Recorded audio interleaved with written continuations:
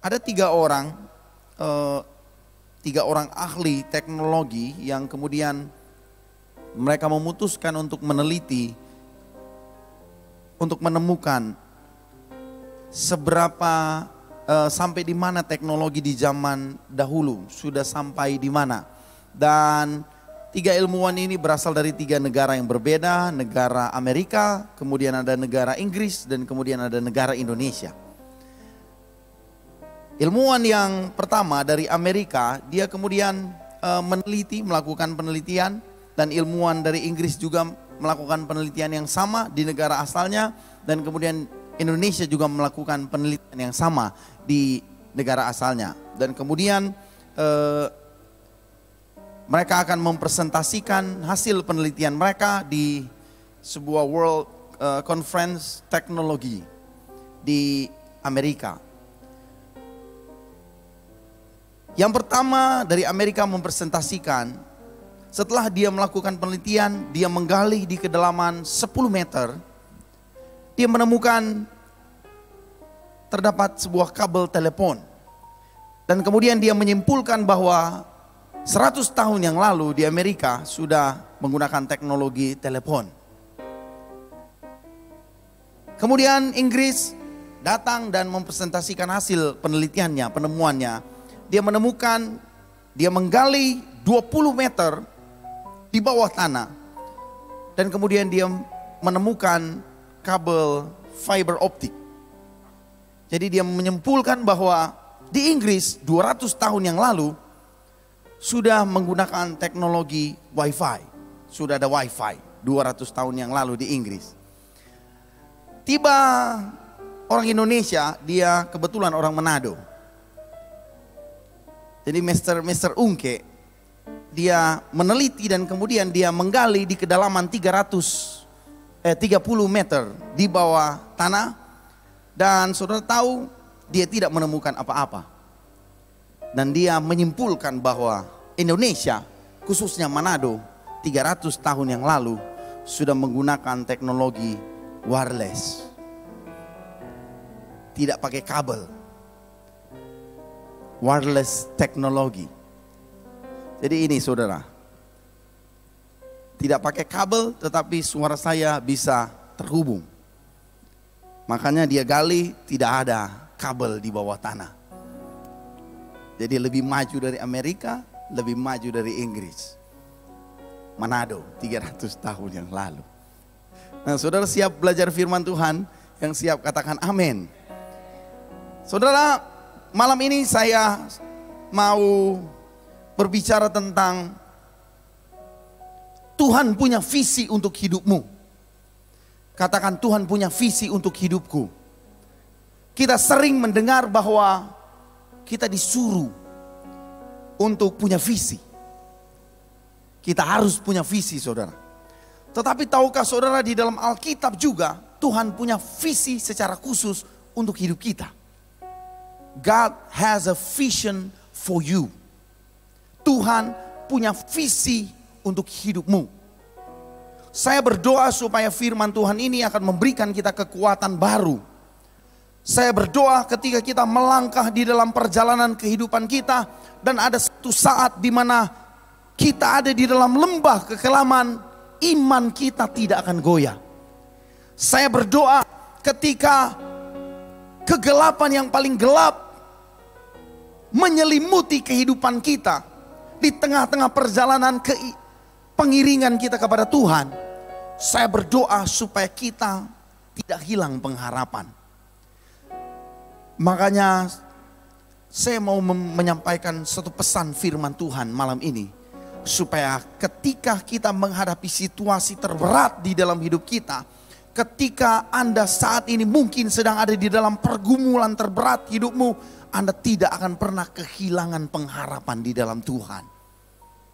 Karena kalau kita kehilangan pengharapan saudara, kalau kita kehilangan pengharapan, maka kita cenderung akan memberikan telinga kita kepada hal-hal yang tidak benar. Ketika iman kita mulai goyah, kita mulai memberi pengharapan kita membuka hati kita kepada hal-hal yang tidak berkenan di hadapan Tuhan. Ada orang yang kemudian ketika dia menghadapi pergumulan, dia memutuskan untuk tidak mau lagi beribadah kepada Tuhan. Dan itu terjadi, saudara. Ada orang yang kemudian ketika dia tidak mendapatkan jawaban, kepastian di dalam Alkitab, di dalam firman Tuhan, dia tidak menemukan jawaban di dalam setiap doa yang dia sampaikan kepada Tuhan berkaitan dengan pergumulan hidupnya. Dia memberikan telinga untuk mendengarkan saran-saran yang menyesatkan. Saya pernah punya pengalaman dengan sahabat saya, saudara. Teman saya, satu seusia dengan saya. Satu waktu dia punya masalah, saudara. Dia jamnya hilang dan kemudian uangnya hilang. Dia tidak tahu jam dan uangnya ditaruh di mana, dia lupa sama sekali. Sebagai orang yang percaya, saat itu kita sudah percaya kepada Tuhan. Kita sudah Kristen, kita sering beribadah. Kita memberikan masukan, solusi. Sebagai sesama sahabat ya, kita kasih solusi begini. Lupakan saja itu. Relakan saja. Kalau benar sudah hilang ya sudah. Nanti kuat mencari baik-baik, kau beli ulang itu jam, simpan lagi uangnya. Saran pertama. Saran kedua,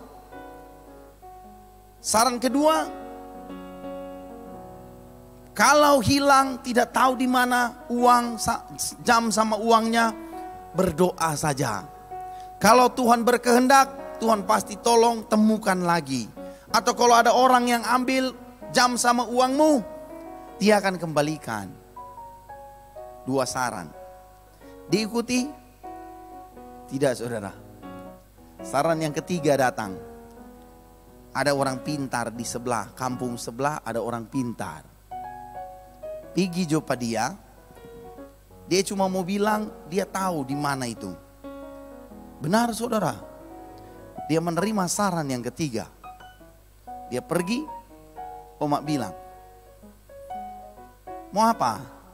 Tapi jam deng doi, tahu udah di mana, hilang, orang depan curi tau. Omak bilang, nyanda ada di rumah, di bawah bantal. Ada, saudara, ada, saudara. Dan itu free. Saya tanya, ngana bayar? Nyanda. Mantap ya, nyanda bayar. Mar ngana ada sedoi? Ada. Saudara, 1-2 kali itu free. Kalau saudara ada ramen yang baru buka, ada gratis, diskon. Karena lagi promosi.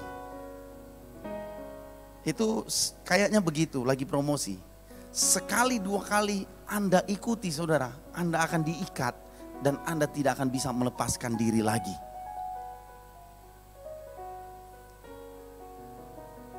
Orang yang kehilangan pengharapan selalu cenderung memberikan telinganya untuk sesuatu yang tidak benar, menyesatkan dia.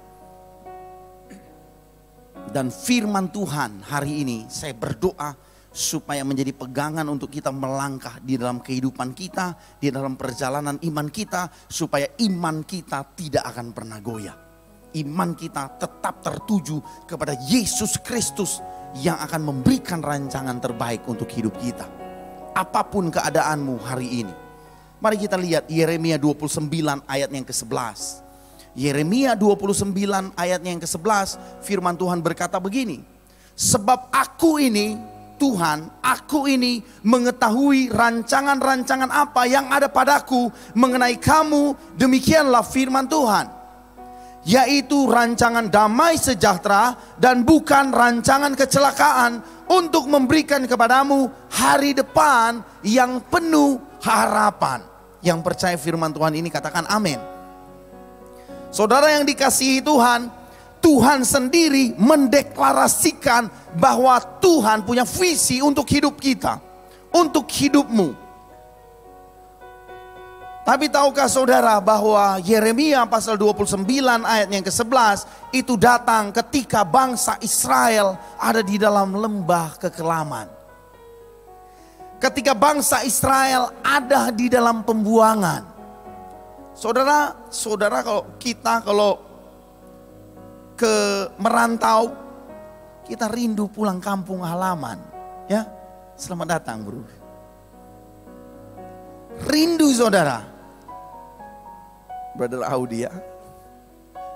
Apalagi kalau ada istri sama anak di kampung. Kita rindu saudara. Ada sanak saudara di kampung, kita rindu. Itu cuma merantau saudara. Bangsa Israel dibuang di pembuangan di Babel. Babel bukanlah orang percaya, negara yang percaya, bangsa yang mengenal Tuhan, bangsa yang takut akan Tuhan. Bukan saudara, mereka adalah bangsa yang menyembah berhala. Dan betapa sakitnya hati orang, saudara, kalau saudara ada di tengah-tengah orang yang menyembah berhala, orang yang melakukan kejahatan, di tengah-tengah saudara mempertahankan imanmu, di samping kirimu ada sahabatmu yang tidak benar. Dan kemudian engkau mendapati dia lebih banyak penghasilan daripada saya. Bagaimana perasaan saudara? Bangsa Israel ada di tengah-tengah orang yang menyembah berhala. Sang penyembah berhala adalah Tuanku, aku bangsa Israel adalah hamba. Bagaimana perasaan kita ketika kita ada di dalam lembah kekelaman seperti bangsa Israel? Dan bukan hanya itu saja saudara, kalau kita membaca ayat sebelumnya, kita menemukan bahwa di tengah-tengah himpitan, di tengah-tengah pembuangan bangsa Israel, mereka mendapati nabi-nabi palsu berbicara atas nama Tuhan, menyelewengkan firman Tuhan. Betapa menyakitkan hal ini. Dan kemudian saudara, mereka dapati Yeremia 29 ayat 11.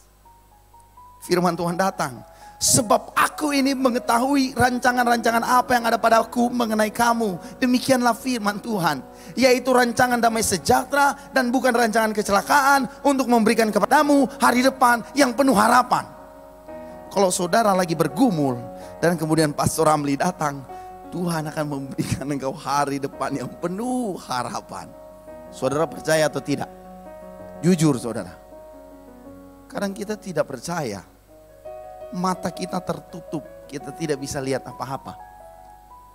Karena saudara mungkin menghormati orangnya, ya pendeta tuh ada bilang, amin Jo, amin. Mari di dalam hati tidak saudara. Ya. Bangsa Israel, kalau kita lihat Yeremia 29 ayatnya yang pertama, membuktikan bahwa bangsa Israel saat itu ada di dalam lembah kekelaman. Dia berkata, beginilah bunyi surat yang dikirim oleh Nabi Yeremia dari Yerusalem kepada tua-tua di antara orang buangan, kepada imam-imam, kepada nabi-nabi, dan kepada seluruh rakyat yang telah diangkut ke dalam pembuangan oleh Nebukadnezar dari Yerusalem ke Babel. Ini dasarnya, latar belakangnya, dan kemudian Yeremia 29 ayat 11 muncul. Di tengah-tengah keputusasaan, Yeremia 29 ayat 11 datang. Di tengah-tengah keraguan, Yeremia 29 ayat 11 muncul. Di tengah-tengah kepedihan yang mendalam dari bangsa Israel, Yeremia 29 hadir. Dan kemudian Tuhan berkata, aku punya rancangan. Yang aku tahu rancangan apa yang ada padaku mengenai kamu. Saudara mungkin tidak mengerti sekarang hidupmu, pergumulan hidupmu seperti apa. Saudara mungkin tidak pernah merasakan, tidak merasakan saat ini Tuhan sementara bekerja untuk hidupmu, untuk keluargamu, untuk usahamu. Saudara mungkin tidak tahu kapan sampai kapan masalah ini akan membelenggu hidupku. Saudara tidak tahu sampai di mana waktu yang Tuhan izinkan untuk engkau ada di lembah kekelaman. Engkau tidak tahu. Dan engkau tidak merasakan bahwa Tuhan benar-benar bekerja. Tapi saya mau kasih tahu saudara, perjalanan iman terbesar kita, akan kita pelajari justru dalam kegelapan. Yang percaya katakan amin. Ketika Tuhan menciptakan Adam, Tuhan membentuk Taman Eden. Dan kemudian Allah berfirman, Allah berkata, tidak baik manusia hidup seorang diri saja. Aku akan memberikan penolong, seorang penolong yang sepadan dengan dia. Betul? Kejadian pasal yang kedua. Saudara, setelah itu Tuhan tidak langsung menciptakan Hawa. Tidak, saudara. Tuhan menciptakan hewan, ternak, binatang-binatang. Dan kemudian Tuhan membentuk binatang-binatang. Dan kemudian Tuhan menghadapkan kepada Adam, melihat bagaimana dia memberikan nama kepada binatang, kepada seluruh binatang hewan ciptaannya. Dan setelah semuanya, Adam tidak mendapati seorang penolong yang sepadan dengan dia. Setelah Allah melihat, Allah membuat Adam tertidur. Dan kemudian Allah mengambil sebuah tulang rusuk dari Adam dan membentuk Hawa. Kapan Hawa dibentuk? Waktu Adam tertidur. Saudara, kalau tidur saudara nggak lihat apa-apa. Yang waktu tidur buka mata boleh angkat tangan? Tidur dia, pastor. Semua orang tidur tutup mata. Orang yang tutup mata tidak bisa lihat apa-apa. Betul? Justru ketika Adam tidak bisa melihat apa-apa, Tuhan sementara mengerjakan pekerjaan yang terbesar, penolong yang sepadan dengan dia. Justru ketika Adam tidak bisa melihat apa-apa. Tapi justru ketika Adam bisa melihat dan bisa menamai semua binatang yang lewat di depan, dia tidak menemukan penolong yang lain. Tetapi justru dia tidur, Tuhan sementara bekerja, mengerjakan pekerjaan yang besar untuk Adam. Dan ketika dia bangun, dia menemukan seorang penolong yang sepadan dengan dia, yang disediakan Tuhan. 2000 tahun yang lalu, saudara, 2000 tahun yang lalu Allah datang ke dunia ini jadi manusia, namanya Yesus. 2000 tahun yang lalu. Saudara tahu bahwa saat-saat terkelam di dalam hidup Yesus, ketika Yesus ada di dunia ini, adalah saat-saat ketika dia menuju kematian. Ketika Yesus berdoa di Taman Eden, Taman Getsemani. Di Taman Getsemani dia berdoa, darahnya keluar bagaikan peluh-peluh. Keringatnya keluar bagaikan peluh darah. Dan kemudian Yesus berkata, Bapa, sekiranya mungkin, ambil cawan ini daripadaku. Tetapi bukan kehendakku yang jadi, melainkan kehendakmu yang jadi. Dan kemudian ketika sedang berdoa, ada orang yang kemudian datang menangkap Yesus, membelenggu tangan Yesus. Mereka kemudian memukul Yesus, membawa dia ke hadapan mahkamah agama, mengadili dia tanpa salah, dia diadili. Dan kemudian dia disiksa, dicambuk, dijerah, dipakaikan mahkota duri. Dan kemudian dia dibawa jalan Via Dolorosa menuju kematian. Yesus menyerahkan nyawanya, mati di atas kayu salib. Tidak ada satu orang pun yang berkata bahwa Tuhan turut bekerja di dalam karya kematian Yesus. Tidak ada yang melihatnya, saudara. Tidak ada satu orang pun yang percaya bahwa saat terkelam di dalam kehidupan Yesus, ketika dia menyerahkan nyawanya untuk mati di atas kayu salib, adalah saat karya penyelamatan terbesar yang sementara Allah kerjakan untuk kehidupan umat manusia. Tidak ada yang percaya. Karena kenapa? Saat itulah saat terkelam. Kalau Anda saat ini mengalami saat terkelam di dalam kehidupanmu, Tuhan sementara bekerja di sana. Tuhan sementara merancangkan rancangan yang terbaik di sana. Apakah saudara percaya itu? Jangan hilang iman, saudara. Bukankah dahulu kita pernah ada di lembah kekelaman, dan kemudian Tuhan menolong kita. Tuhan memberikan jalan keluar yang terbaik. Kalau Tuhan pernah lakukan dulu, dia juga akan melakukannya sekarang, dan dia akan terus melakukannya di dalam hidupmu. Dia pasti melakukannya. Jangan hilang iman, saudara. Percaya saja. Apa yang bangsa Israel lakukan ketika mereka mendengarkan firman Tuhan? Yeremia 29 ayat 11. Orang hafal semua toh. Allah turut bekerja di dalam segala sesuatu untuk mendatangkan kebaikan kepada mereka yang mengasihi Dia. Yeremia, aku tahu sebab aku ini mengetahui rancangan apa yang ada padaku mengenai kamu. Kita semua hafal. Tetapi apakah engkau percaya bahwa benar Tuhan punya rancangan yang terbaik untuk hidupmu? Tuhan punya visi untuk hidupmu.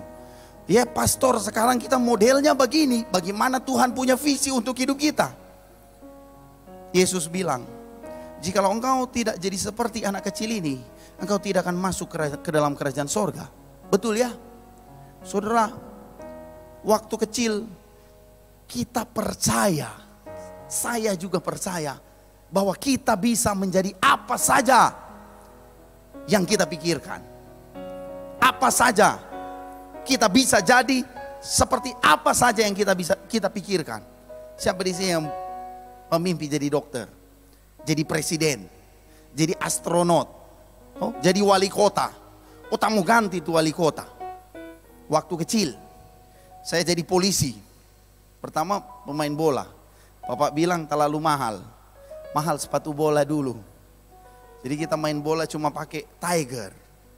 Sekarang apa tadi? Converse. Aku sama dengan Converse. Tapi dulu Tiger, saudara, enggak rusak-rusak. Saya ingat saya punya sepatu itu ada 3 fungsi. Ke sekolah, ke gereja, main bola. Tiger. Dari masih longgar sampai dia sempit sekali, enggak rusak-rusak itu sepatu. Ada beli dari kelas 1 sampai kelas 5 SD. Enggak rusak-rusak, kurang kita ada potong. Dia punya di muka, cuk, kong robe. Konta bilang, ya mak, so robe. Supaya beli baru. Kalau enggak mau rusak-rusak, enggak ada sepatu baru kita. Terlalu mahal main bola. Yang kedua, karena di tempat kami, rumah saya dulu ada lapangan sepak bola, lapangan Tumotoa namanya. Dan kemudian di dekat rumah kami juga ada kantor polisi, sektor Tompaso. Dan saya lihat, gagah sekali Pak polisi pakai baju ya. Saya mau jadi polisi. Waktu kecil semua impian saya yang terlintas di dalam pikiran saya semuanya mungkin. Yang sama dengan saya katakan, saya juga dulu pikir begitu. Setelah orang bertambah tua, semua yang dulu orang pikir mungkin sekarang jadi rupa ndak mungkin. Ya betul toh? Kenapa? Karena kita mulai kurang percaya. Makanya Tuhan bilang, jadi seperti anak kecil. Mereka percaya segala sesuatu. Bahkan kalau engkau tipu anak-anak, mereka akan percaya. Om baik-baik, kenapa gula-gula? Baik-baik toh, dia culik itu anak. Mereka percaya. Karena anak-anak percaya. Kita juga mesti percaya dengan firman Tuhan. Bangsa Israel waktu firman Tuhan datang, satu hal yang mereka lakukan adalah mereka mempercayai apa yang difirmankan Tuhan. Sekalipun hanya melalui surat dari Yeremia. Tetapi mereka tetap percaya. Dan akhirnya Tuhan memberikan mereka kelepasan. Percaya saja. Tuhan pasti tolong. Tuhan pasti berkati. Tuhan punya rancangan untuk masa depan kita. Yang percaya bilang amin. Nah saudara yang dikasihi Tuhan, kebenaran yang kedua adalah kalau Tuhan punya rencana untuk masa depan kita, Tuhan punya visi untuk masa depan kita, Tuhan juga akan memperlengkapi kita dengan kapasitas, dengan kemampuan, dengan kesanggupan, dengan talenta-talenta, dengan berkat-berkat yang akan memperlengkapi kita untuk bisa mencapai visi, mimpi yang Tuhan mau kita ada di masa depan. Tuhan pasti memperlengkapi kita. Tuhan akan memperlengkapi kita dengan kesanggupan, dengan kemampuan. Saudara percaya? Pastor, kita tidak terlalu pintar. Bagaimana mungkin? Saudara, saya juga tidak terlalu pintar. Saya tidak pernah berpikir untuk jadi seperti sekarang, jadi seorang hamba Tuhan. Dulu saya percaya umur 21 tahun, saya percaya saya ada di jalanan pasar Kawangkoan untuk menawarkan batang bawang kepada orang-orang yang ada di pasar, menjadi penjual. Saat itu saya percaya Ini destiny hidup saya. Saya percaya saudara.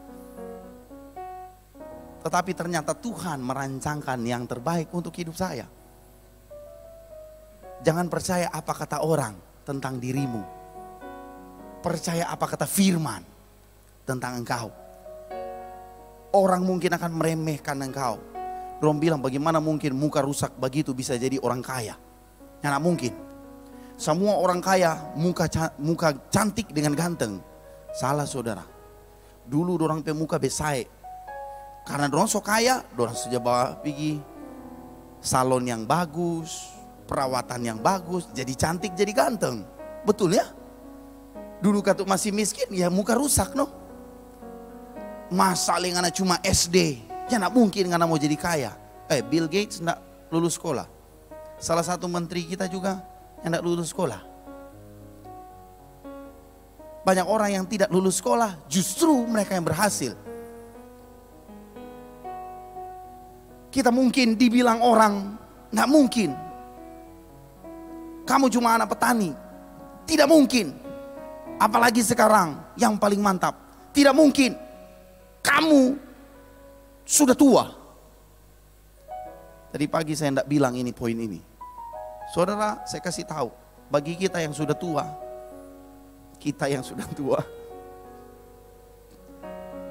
ada kabar baik. Abraham ketika mendengar visi dari Tuhan, dia berumur 75 tahun. Ada yang lebih tua dari Abraham?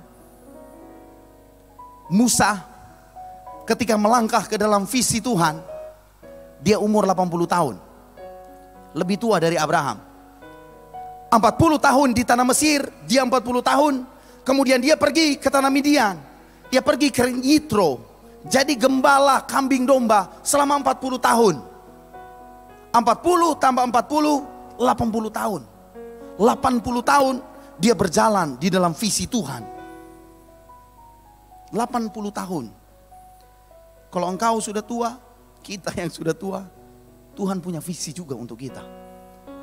Kalau engkau yang masih muda, Tuhan punya visi yang besar untuk hidupmu. Dan Tuhan memperlengkapi engkau. Saudara, handphone ini diperlengkapi dengan fitur-fitur yang menopang dia untuk berguna, bermanfaat. Handphone ini sebelum dia keluar, saudara, sebelum dia keluar, dia telah dites dulu. Di sini ada ahli handphone, Kok Chen ya.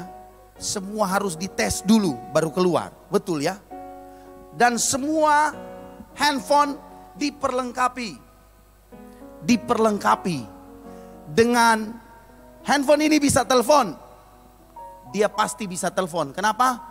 Karena diperlengkapi dengan kesanggupan, kemampuan untuk telepon. Dia bisa kirim SMS, dia bisa kirim email, dia bisa download video, dia bisa dipakai bermain, dia bisa pakai live streaming, dia bisa melakukan pekerjaan kantoran, dia bisa kirim uang, dia bisa transfer uang. Kenapa? Karena dia diperlengkapi. Dan kabar baiknya saudara, handphone ini sebelum keluar dia sudah mengalami ujian. Dia sudah diuji dulu. Semuanya berfungsi. Kalau semuanya berfungsi, baru dia bisa dikeluarkan, dijual ke pasaran. Itu artinya handphone ini sudah bisa bekerja dengan baik. Dia bisa mencapai tujuan di mana dia diciptakan. Handphone ini. Apalagi kita manusia. Kalau Tuhan ciptakan kita, Tuhan sudah memperlengkapi kita dengan kemampuan-kemampuan. Dia sudah memperlengkapi kita. Waktu kita mau telepon, bisa telepon. Iya betul, sesuai dengan buku panduan. Memang benar saudara. Kenapa? Mereka tahu handphone ini bisa pakai telepon. Padahal belum pernah dipakai, masih baru ya. Belum pernah dibuka, belum pernah dipakai, masih baru. Kenapa mereka bisa tahu? Karena mereka sudah mengujinya. Kalau saudara saat ini ada di dalam ujian, tantangan, saudara tidak perlu khawatir. Karena kalau saudara hidup saat ini, saudara sudah lulus ujian dulu. Handphone keluar, lulus ujian dulu, baru dia bisa keluar. Kalau saudara punya pergumulan yang berat, saudara percaya bahwa saudara sanggup melewati pergumulan ini. Kenapa? Karena saudara sudah lulus ujian. Saudara sebenarnya sudah lulus ujian sebelum saudara ada. Sebelum kita dikandung ibu, Tuhan sudah menulis hari-hari hidup kita. Tuhan sudah tahu. Dan Dia tahu bahwa pergumulan yang engkau hadapi, kesesakan yang engkau hadapi, tidak akan pernah melebihi kekuatanmu, kata firman Tuhan. Betul? Sebab waktu engkau dicobai, Dia setia. Dia akan menolong engkau. Engkau sudah diperlengkapi. Katakan, aku punya kemampuan yang diberikan Tuhan untuk mencapai visi Tuhan. Kita punya kemampuan.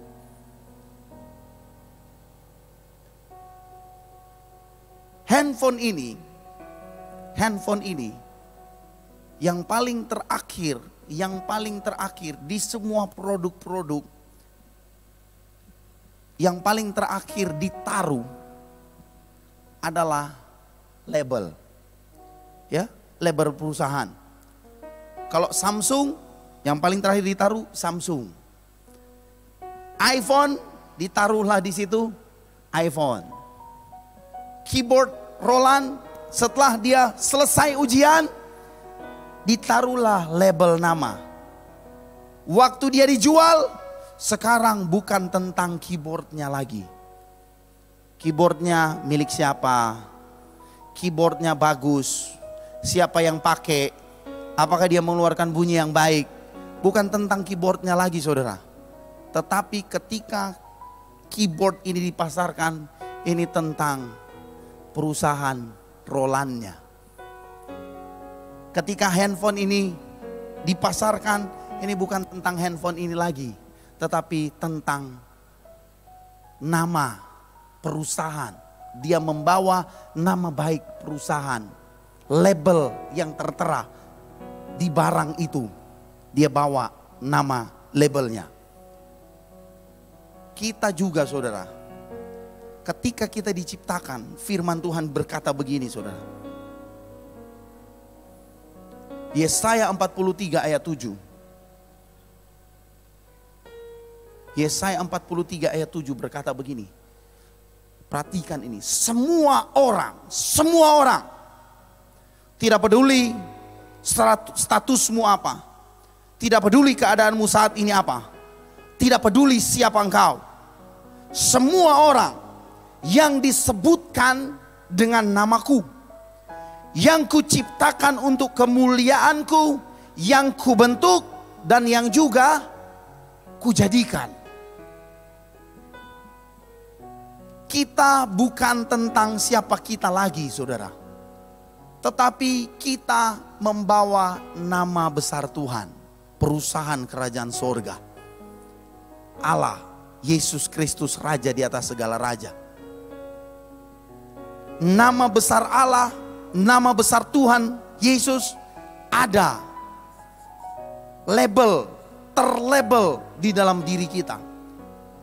Kalau handphone ini tidak berfungsi, ada sistemnya yang tidak berfungsi, yang rusak namanya, nama perusahaannya, bukan orangnya.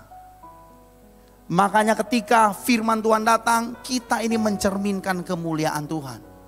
Dan kalau kita mencerminkan kemuliaan Tuhan, Tuhan sudah mempersiapkan kemampuan, kapasitas yang Dia berikan kepada kita untuk mencapai visinya.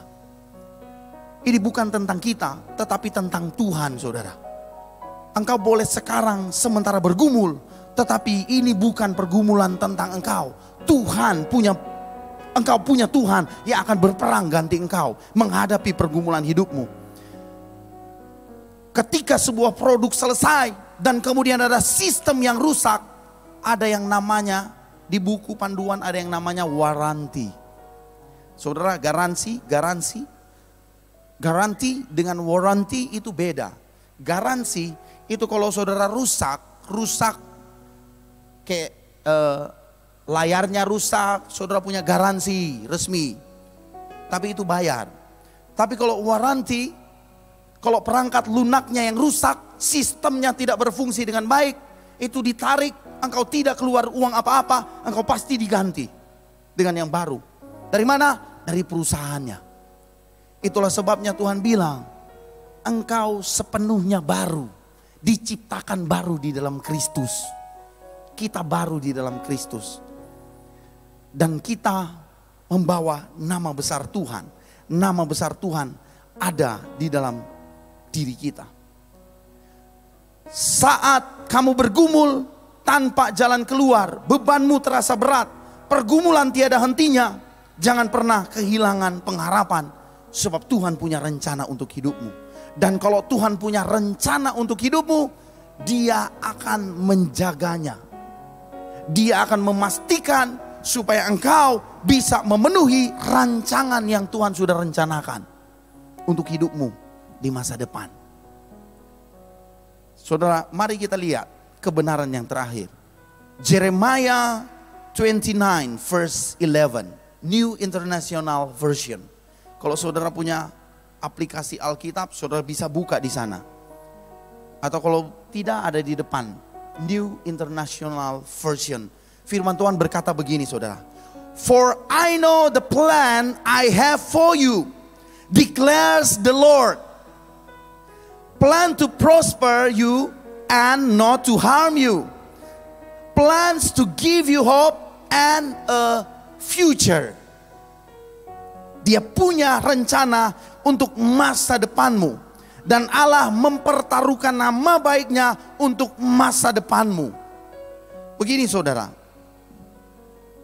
kalau saat ini engkau sedang bergumul, atau satu saat nanti mungkin engkau ada di dalam pergumulan, di tengah-tengah pergumulan, dan engkau tidak bisa melihat apa-apa di dalam perjalanan kehidupanmu, engkau stuck, engkau tidak bisa maju lagi, engkau tidak bisa melakukan apa-apa, engkau tidak punya ide lagi untuk supaya hidupmu bisa maju, bergerak maju. Tuhan punya rencana untuk masa depanmu. Saudara, kenapa kita perlu percaya? Karena Dia Tuhan yang berfirman, Dia adalah Allah yang Maha Tahu. Engkau sekarang bergumul, tetapi firman Tuhan, aku punya rancangan untuk hidupmu di masa depan. Masa depan, Tuhan tahu masa depan hidupmu. Ketika engkau bergumul, Tuhan berfirman, aku punya rancangan untuk masa depanmu. Dan ketika Dia berfirman, Dia benar-benar akan menggenapinya. Dia akan datang kembali dan Dia memberitahukan, hey bro, aku punya masa depan untuk hidupmu. Apakah engkau percaya? Kenapa kita perlu percaya? Karena Dia Tuhan sudah pernah ada di sana dulu. Dia sudah ada di masa depan dan Dia kemudian kembali memberitahukannya, hey bro, aku punya masa depan untuk hidupmu. Kenapa? Karena Dia sudah ada di sana. Dia Tuhan sudah ada di sana. Di masa depanmu, Dia Tuhan sudah ada di sana. Dan kemudian Dia dari masa depan, Dia memberitahukannya kepadamu. Sebaiknya kita percaya. Karena Dia tahu masa depan kita. Kabar baik. Bilang sama teman kiri kananmu, kabar baik. Tuhan tahu masa depanmu. Dan Dia punya rancangan yang besar untuk hidupmu. Sebaiknya engkau percaya. Saudara, kalau saya yang bicara soal keuangan, saudara perlu ragu. Karena saya bukan ahli keuangan. Ahli berbisnis. Ayo kumpul, kita bisnis. Pastor nuka tuh pendeta mar. Kalau kau mau mesti ajar kita berbisnis. Saudara perlu ketemu dengan Kak Gil, Kak Daniel, Kok Chen untuk belajar berbisnis. Mereka tahu cara berbisnis. Saudara mau percaya, jujur saudara ya. Saudara mau percaya, lebih percaya mana? Saya yang bicara bisnis, ya Aldo ya. Saya yang bicara bisnis atau Kak Gil yang kasih ajar kamu berbisnis? Kamu mau percaya yang mana? Saya pendeta Aldo. Dia lebih percaya Kak Gil. Karena Kak Gil adalah pebisnis. Kalau Aldo mau tanya ayat, pastor apa DP arti ini? Tanya saya pendeta. Saya belajar. Kalau saudara mau percaya,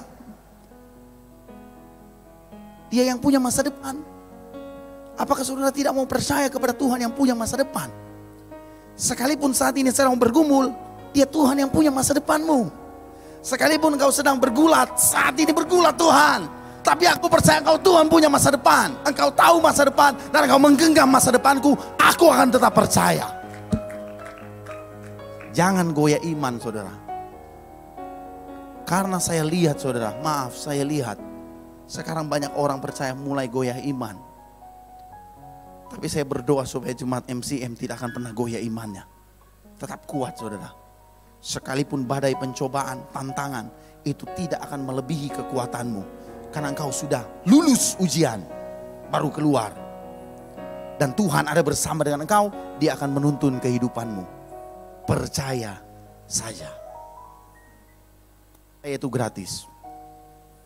Tetapi gratis bukan asal-asalan. Ada banyak orang gratis, percaya itu gratis ya. Percaya itu gratis, pemberian cuma-cuma. Anugerah cuma-cuma dari Tuhan. Percaya. Banyak orang menggratiskan, meremehkan gratis. Tapi saya mau kasih tahu, saudara, mana yang lebih berharga? Istrimu atau pelayan atau koki di restoran? Mana yang lebih berharga? Koki di restoran. Kenapa pastor? Karena tuh koki tapi istri. Tapi mana yang engkau bayar? Istrimu yang masak di rumah atau koki di restoran yang masak? Sekalipun dia lebih cantik. Mana yang kau bayar? Yang di restoran. Mana yang lebih berharga? Istrimu. Saudara mungkin berpikir ini gratis, tidak berharga. Tidak semua gratisan itu tidak berharga. Justru karena kita tidak mampu membayarnya, itu tidak bisa dihargai dengan apapun. Sehingga itu diberikan secara cuma-cuma. Percaya. Percaya kepada Tuhan.